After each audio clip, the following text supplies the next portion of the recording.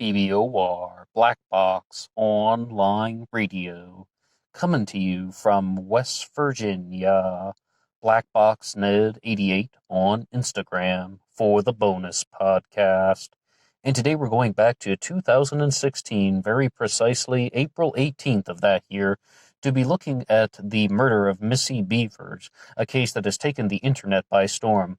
Now, as you can see here, this is the update for the year 2020, and I have to tell you that it feels like just the other day we were doing the update for 2019, and we were still expecting that there would be some sort of either breakthrough or new development or something that would shed some new light on the murder of Missy Bevers. And the reason why this case has taken the internet by storm, as I said, is for a couple of reasons. The first is that it is absolutely perplexing in every aspect of it. Motive is very difficult to establish. It definitely is one that is difficult to figure out. And the second reason is because of a particular individual that was seen walking in the halls of a church where Missy Bevers was murdered back in 2016, picked up on surveillance camera.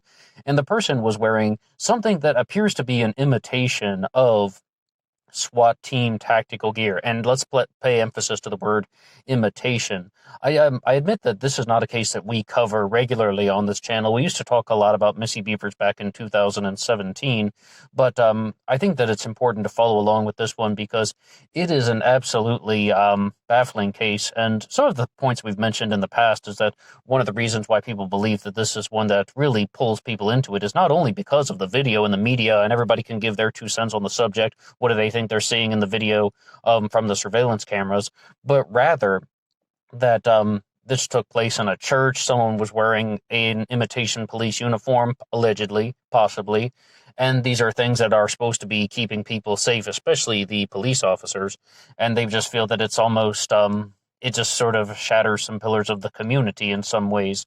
So what we can say is that, first and foremost, let's give a big rest in peace to Terry Leanne Bevers, who went by the name Missy. And what I wanted to do for a 2020 update was to look at some media sources that had been put out in this year.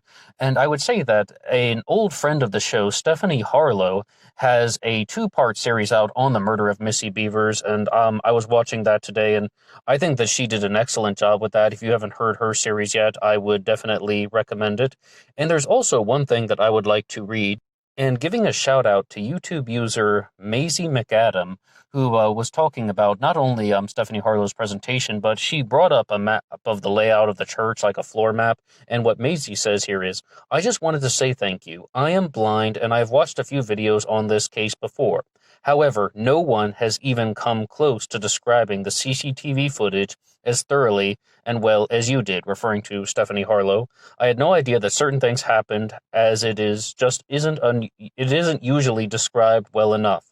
I know your intention probably wasn't to describe it to help blind folks, but just know that I really appreciate it. And once again, thank you to Maisie McAdam for this material here that we got to read off. And this is talking about Stephanie Harlow's videos on the murder of Missy Bevers. And as you heard there, she did some excellent depictions, presentations on the layout of the church and how the murder could have taken place. In terms of a 2020 update, though, I wish I had some better news to give. However, I can say that citing a source, WFAA, who says that there is now a new billboard that has been put out this year that says, help find her killer who murdered Missy Bevers, and you can call the number 972-937 PAYS, P-A-Y-S, 972-937-PAYS. And that is the phone number for the tip line. And another thing that I've been listening to in a lot of the media coverage is over 2,000 tips have come in about the murder of Missy Bevers.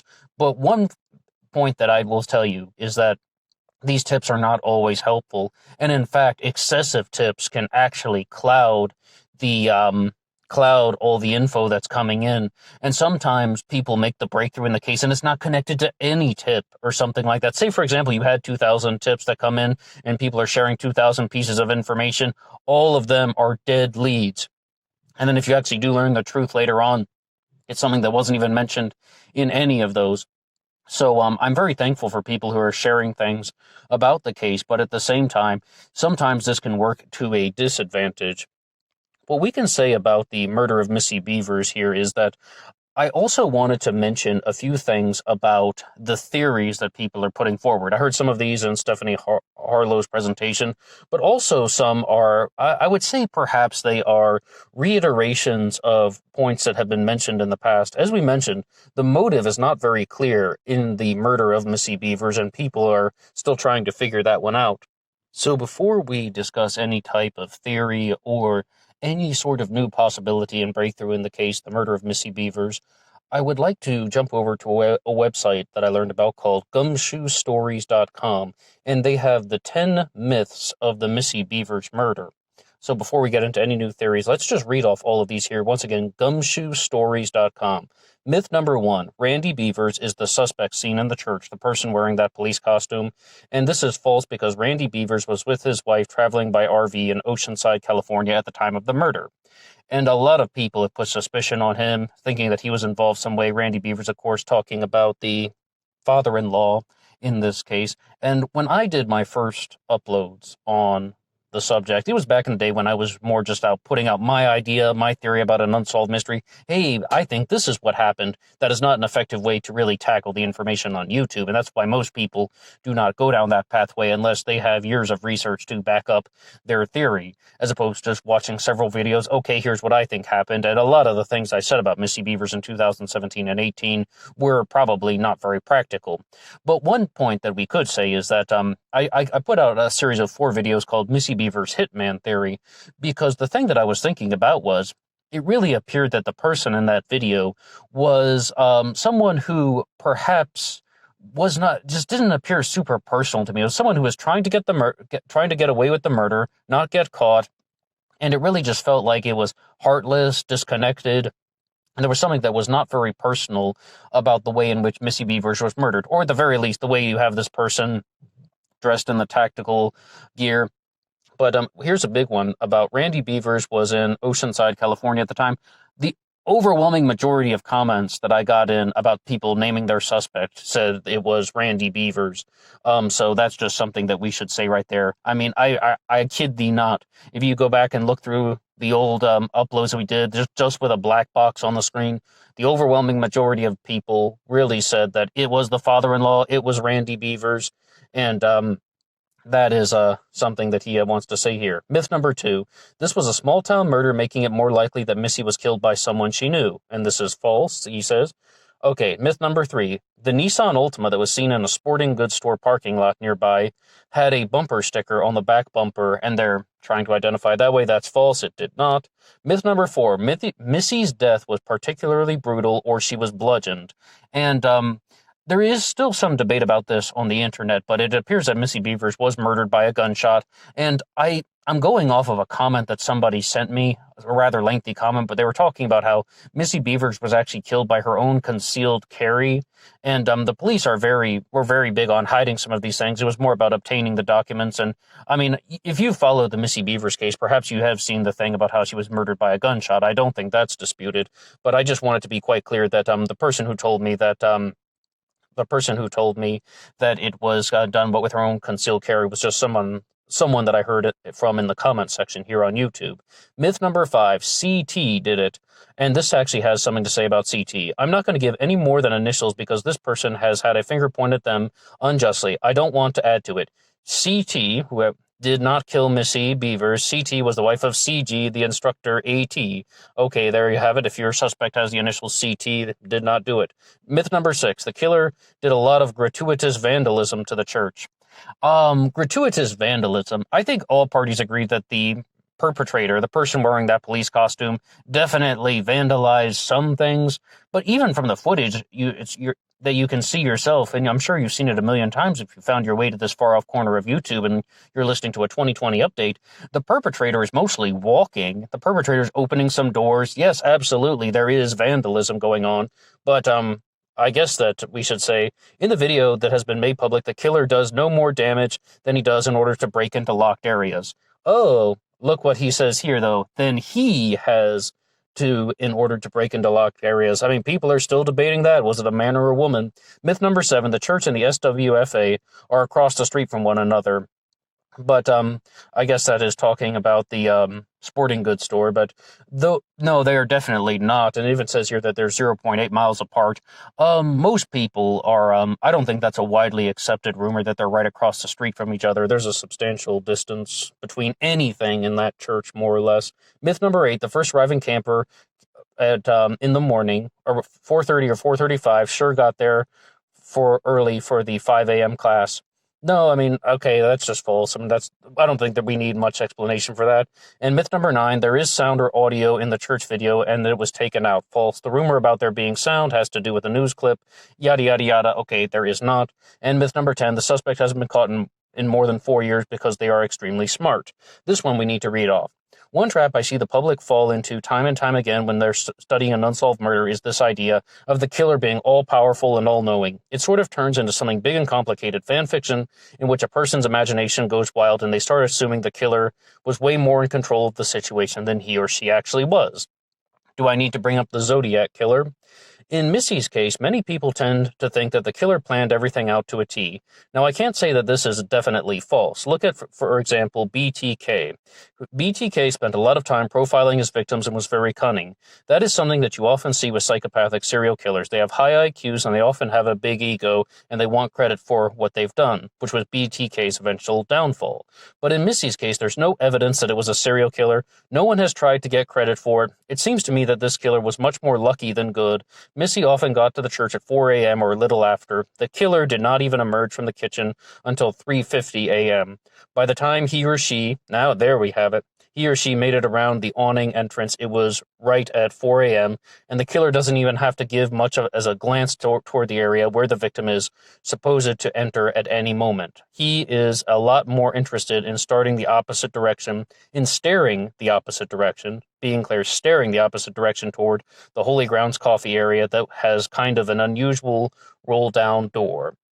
And those are the 10 points you heard, 10 myths about the Missy Bevers case. Once again, big thank you to Gumshoe Stories. If you'd like to hear more about that or to read all of the extended segments on that list, you can go to gumshoestories.com and also find it on Google.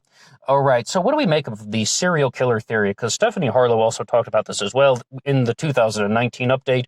We mentioned the serial killer theory, and that is going down the pathway that it was an impersonal murder, that someone did not have a personal vendetta against Missy Bevers, that she could have been targeted by either an opportunistic serial killer or just someone that chose to strike at that moment, someone who was following a pattern.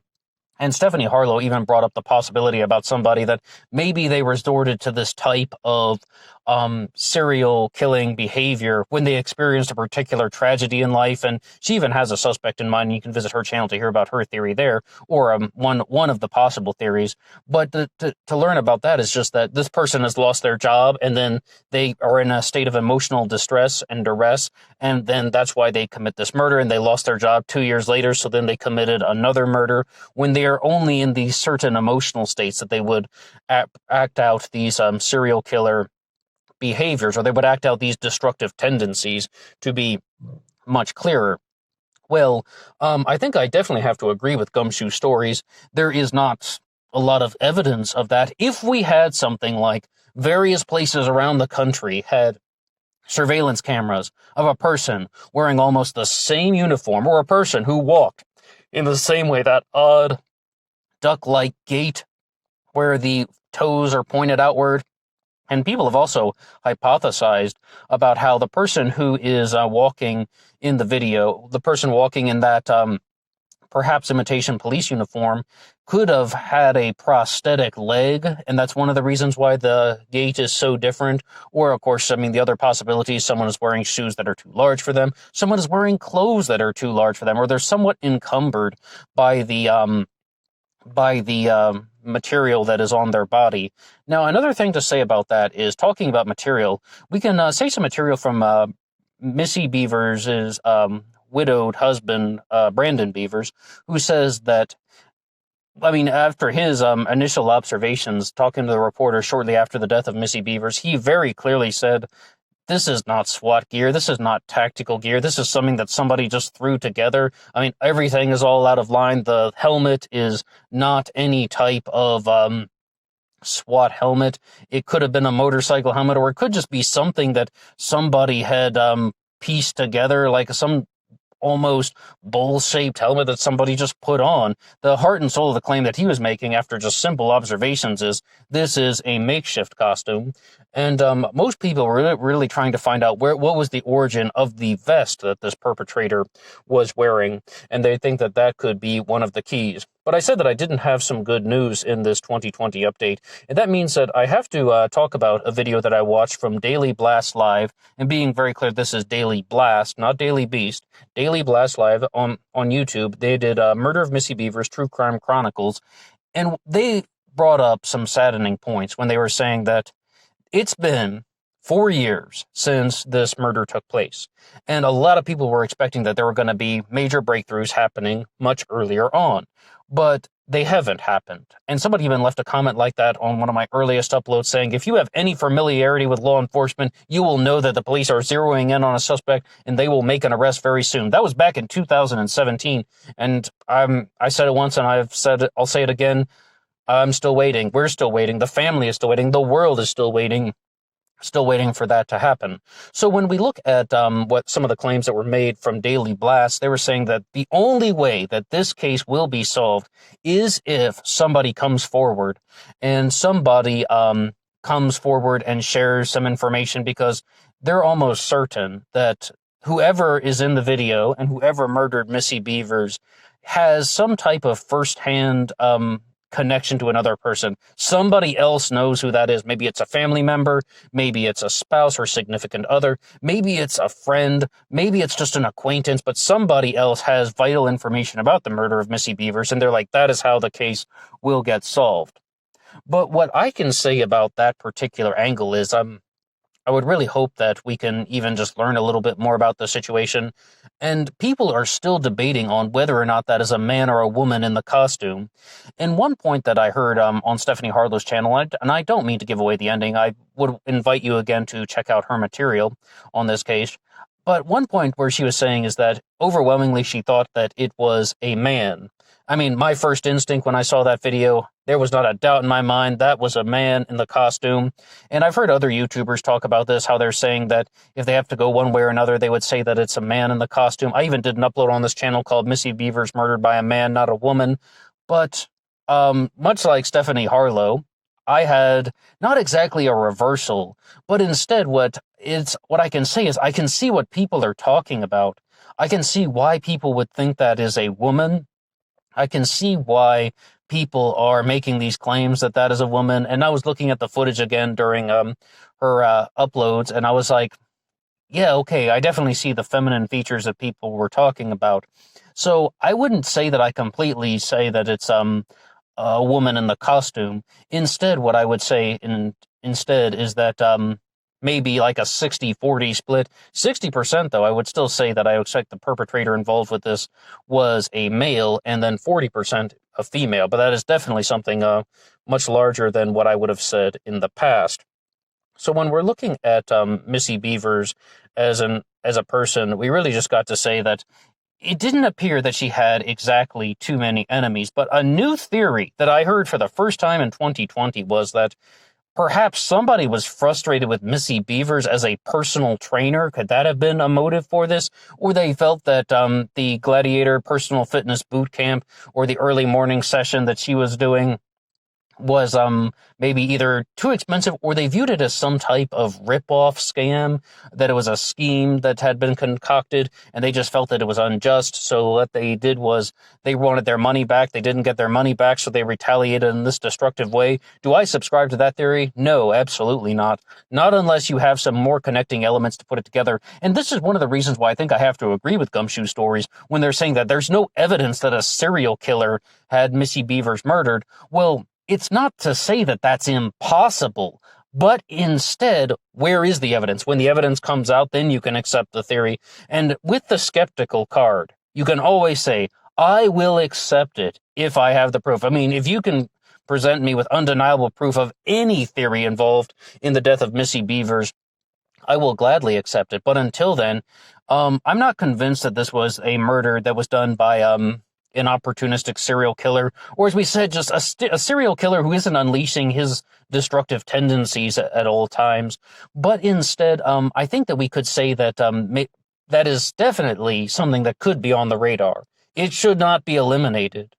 And you could also just simply view this as perhaps somebody felt rejected by Missy Bevers, maybe someone who didn't know her too closely, but they felt that she was brushing them off and not giving them the attention they deserved. Something like that could be possible.